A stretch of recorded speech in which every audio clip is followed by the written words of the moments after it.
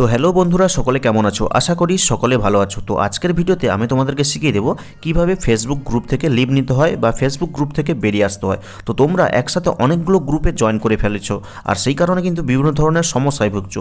তাই চাইছো একসাথে সমস্ত গ্রুপ থেকে বেরিয়ে আসতে বা লিভ নিতে। তো তার কারণে তোমরা কি করো, এই গ্রুপ অপশানে ক্লিক করো এবং এই ইওর গ্রুপ অপশানে ক্লিক করো।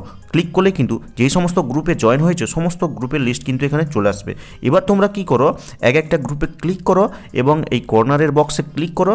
তারপরে কি করো, আবার এই 3 ডটে ক্লিক করো, দিয়ে এই লিভ গ্রুপ অপশানে ক্লিক করো এবং ফাইনালি এই লিভ গ্রুপ বাটনে ক্লিক করেই কিন্তু তোমরা এক একটা গ্রুপ থেকে লিভ নাও বা বেরিয়ে আসো।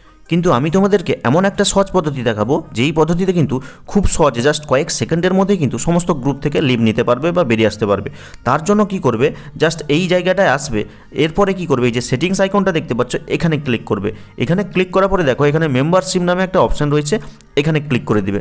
ক্লিক করলেই দেখো এখানে কিন্তু সমস্ত গ্রুপ চলে এসছে, যেই সমস্ত গ্রুপে তুমি জয়েন করেছো। এবং দেখো এখানে কিন্তু একটা স্ক্রিনে সমস্ত গ্রুপ রয়েছে এবং পাশে লিভ বাটন রয়েছে। এখন যেই গ্রুপ থেকে লিভ নিতে চাও জাস্ট লিভ বাটনে ক্লিক করো। ফাইনালি এই লিভ গ্রুপ বাটনে ক্লিক করলেই কিন্তু তুমি এই গ্রুপ থেকে ফাইনালি দেখো ইউ লেফট দ্য গ্রুপ এটা চলে এসছে, অর্থাৎ এই গ্রুপ থেকে ফাইনালি কিন্তু তুমি বেরিয়ে গেলে।